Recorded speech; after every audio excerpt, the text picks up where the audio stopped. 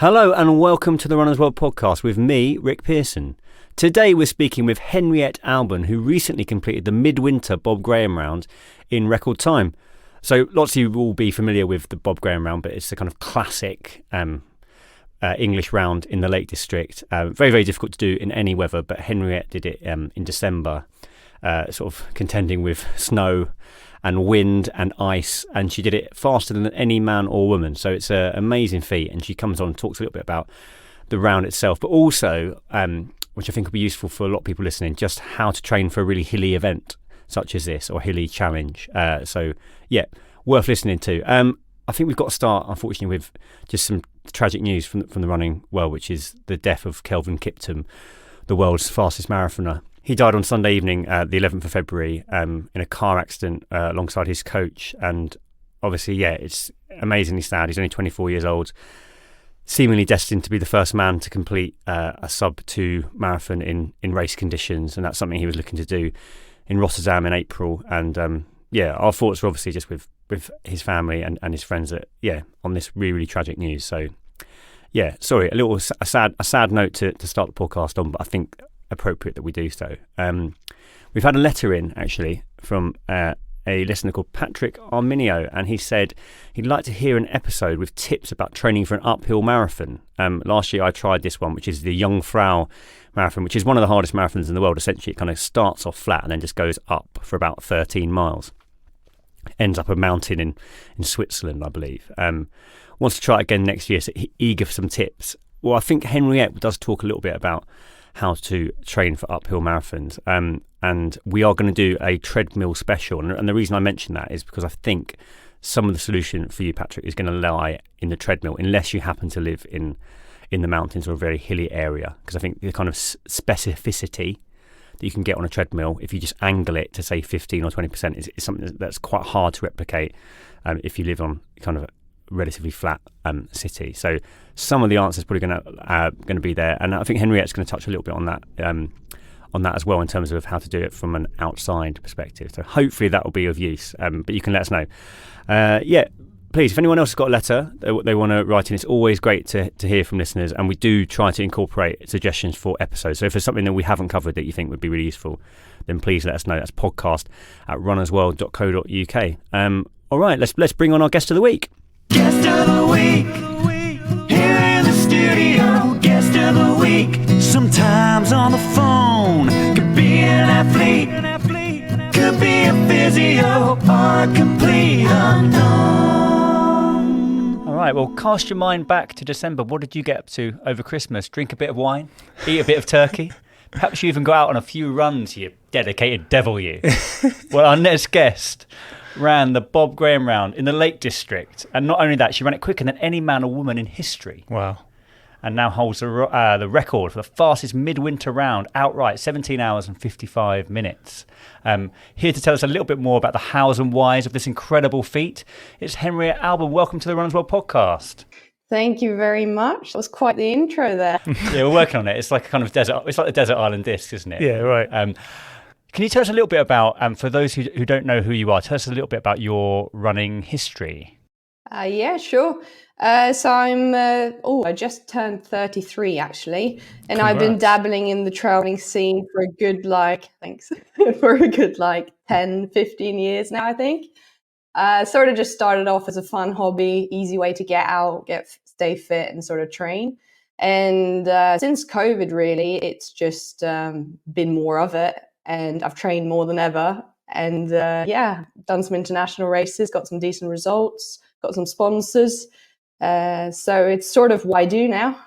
Amazing, yeah. I love that sort of. I mean, as a silver lining of lockdown, the stories of those people who found running and really like lent into it and have now like made it.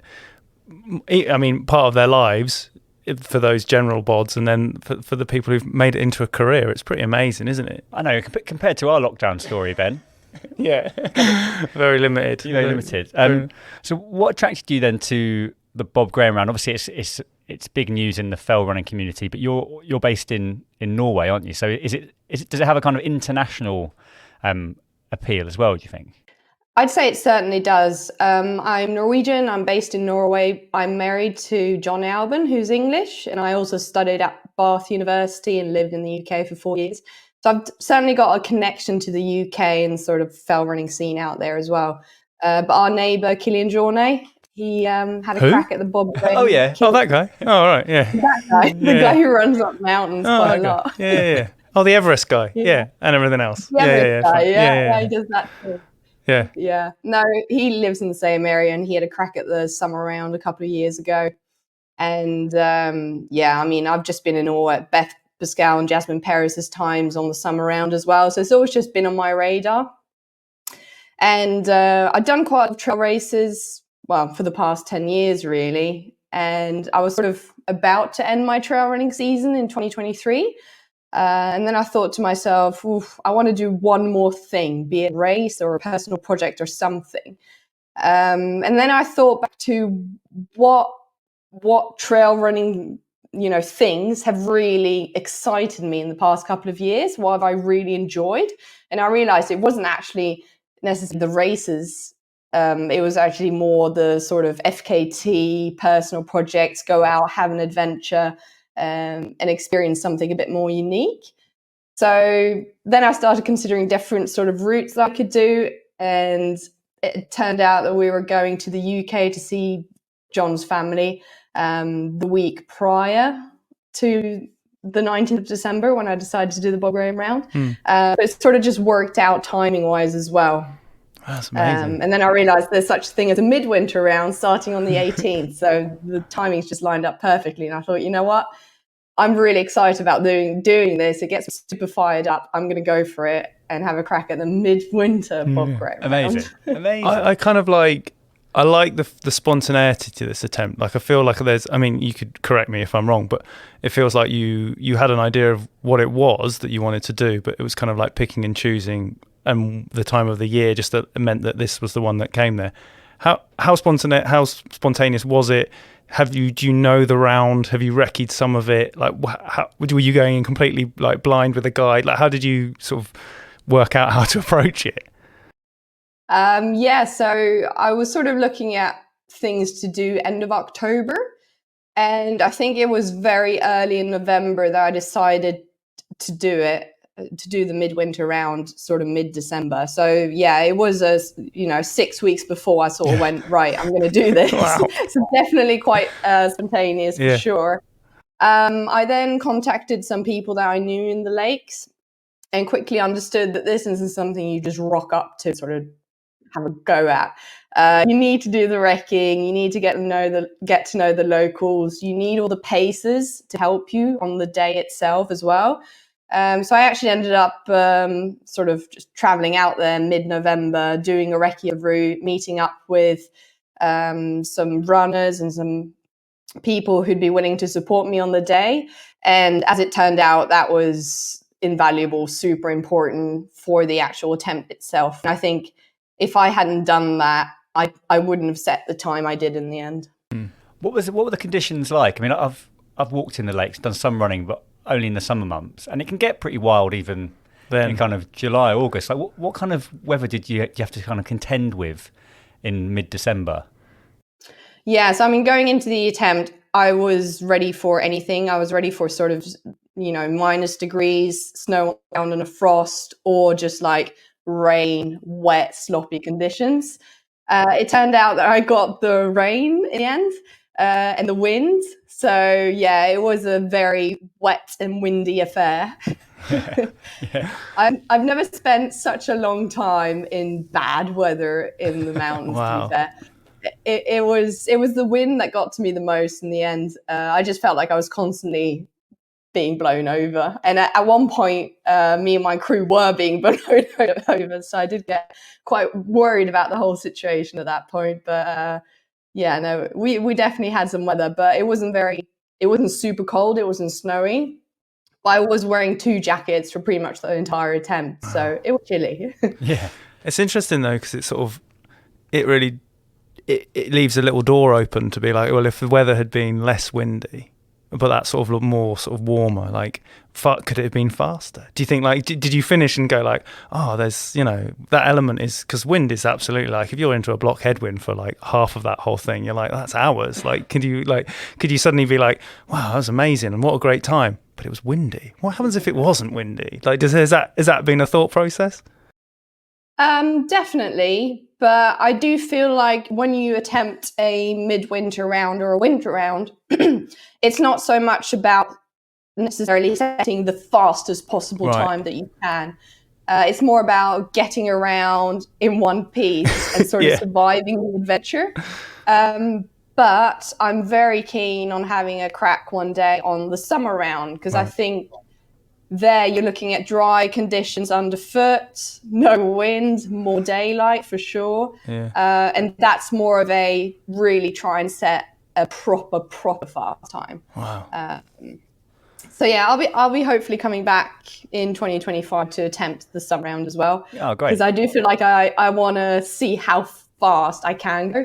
But I was very pleased with my time for the midwinter round. Yes. Incredible. And there's definitely room to shave time off because it's such a conditions game. If you have, you know, no wind, no rain, it's dry underfoot and great. It's where you are in Norway, is there an equivalent kind of race? I'm just sort of interested in terms of like where you're racing at home. Are there rounds or an equivalent courses that you have eyed up in terms of like that we wouldn't know about? Because we can talk about the Bob Graham and know all about it, but you'll be like, oh, there's something equally as challenging here that that people should try. You can definitely get equally challenging routes. I think what's very unique about the Bob Graham round is that it's got all the history and this sort of mythical thing that surrounds it. So that's one of the reasons I was so attracted to the Bob Graham round. It wasn't just another FKT or another round in the middle of sort of nowhere. Yeah. It's this really unique, special thing with all this history that surrounds it. I mean, it dates back to 1932 when Bob Graham first set the sort of route. So yeah, you can definitely get equally challenging things in other places, but I think the Bob Graham is more than just sort of a time and a place. Yeah. This is the Runner's World podcast. Let's talk about training then. I'm going to say that most of our listeners are probably never going to do a midwinter Bob Graham. You can email in and let me know if I'm doing a disservice there. I'm including myself. But if you want to train for, let's say, something that's really hilly, a really hilly race, what are some of the things that you would recommend people do? I think the most important thing when you're faced with a lot of hills in a race is to get your legs resilient and used to sort of moving both up, but also very importantly downhill. Because when I did the Bob Graham, for example, I didn't mind the uphills. They're comfortable on your legs. It's run downhill that can really, sort of screw with your knees and your ligaments and your quads and what. So it's really important to incorporate that aspect in training. Just like you do uphill intervals, you can do short downhill intervals to get your legs more resilient and fatigue resistant in a way to the downhills. I'd err on the side of caution. You don't want to blast downhill full pelt for 20 minutes non-stop. You want to eat in sometimes 1-2 minutes at sort of 80% of max is sort of good enough. Do it 2 or 3 times before your race and you're going to get a lot of bang for your buck. That's good. That is good, isn't it? Everyone always considers the up, but the down is the bit that really gets you. It certainly gets me. Last time I did a trail race, it was the down that really got me. That was, absolutely. I mean, you live in a pretty hilly area, Henry, I'm guessing. But what about if someone who doesn't have access to like really long inclines or descents? Is there a way of trying to get that training in if you live, say, in a city? Do you think?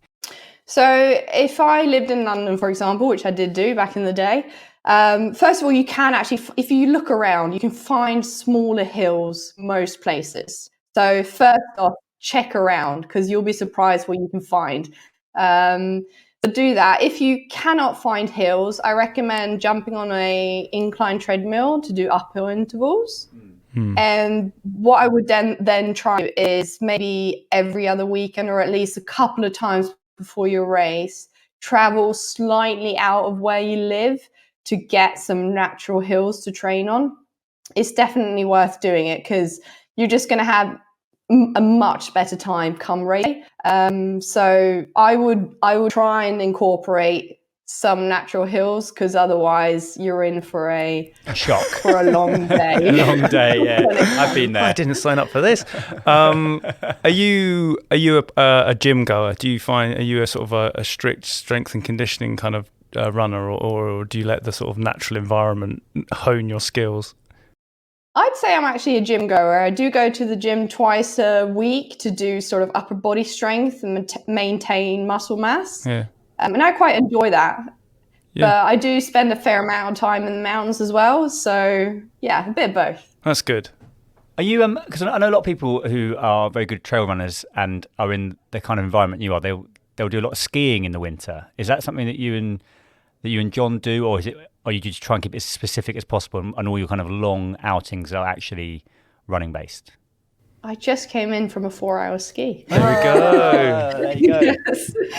Yeah, no, we do a lot of ski mountaineering in the winter, partly because we think that if you run too much over a long, long time, you're just grinding your body down. So we like to give our bodies a bit of a rest, cross-train, be it biking or ski mountaineering, and just finds that it sort of resets the body in a nice way so that we're able to push a bit harder when it does sort of come running season again.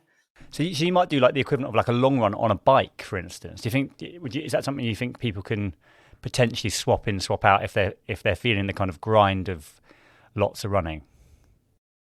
Yeah, for sure. So like in the winter, biking or ski mountaineering, we sort of do our long sessions on that. The closer we get to the spring, we might incorporate some brick sessions where we like go out on the bike to get a bit tired first, and then we sort of finish off with just like an hour run, for example. That's a really great way of sort of getting that endurance aspect into your training without getting all that pounding. But when you are sort of 8 weeks out from your race, you want to gradually build up those long runs, because at the end of the day, your legs just need to get used to running for a long duration, especially if you're doing an ultra race, for example. Yeah. That's good stuff. Yeah. Some I hacks. wish I could go skiing. I feel like that would be, we haven't quite got the weather here. I feel like that would be a good non-impact, but like really hard cardio kind of stuff that it really like makes a difference. You get a lot of ultra runners and like pro tour cyclists, like especially the French guys, they love a bit of skiing in the off season to keep the engine really strong. Yeah. I think we're missing a trick here, Rick. You're right. I'm interested in when you go to the gym, are you doing just upper body, or are you doing some of the classic lower body strength work as well? I do focus on the upper body, but I'll incorporate some legs towards the end of the session. Normally just like 2 or 3 exercises. I find is enough, because especially with the skiing and cycling on the side, I do get a lot of strength through that as well. Yeah. But I'll do like a squat, a hip thrust, leg curls, that sort of thing. Nice. And in terms of what else have you got planned for 2024? Obviously, 2023 ended on like an amazing note. What are some of the goals that you'd like to achieve this year? Yeah, I had to have a good think about it, because I was a bit lost, to be fair, after doing the Bob Graham. But you got to enter all your races now, essentially, because entries run out. But I decided I want to head back to the UK, so I'll be going for Snowdonia 50k by UTMB mid-May. So I'll be doing some of those brick sessions come March, April for sure. Excellent. Have you got your eye on, and now that you've taken on this round and you've got all these other possible classic fabled routes that you could attempt, is that now, do you not want to let that dominate too much, like how your year's going to progress, or do you now see that like as a nice like the Ramsey or something? Yeah. Or do you like, is the end of the year sort of like, well, if I could do the Ramsey, or I could do the something, like 3 Peaks, or I don't know, like some sort of thing that you can kind of aim towards the end of the year just for fun? Yeah, so I definitely get a lot of enjoyment out of doing these personal projects off my own back. So I will aim to incorporate another sort of project come October, November, December time in 2024. Whether it's another UK-based one or whether I look to other destinations as well, I haven't quite decided. But yeah, I will for sure be incorporating that as well, because I think, well, at least with myself, I can get a bit too bogged down in the sort of racing world. Yeah.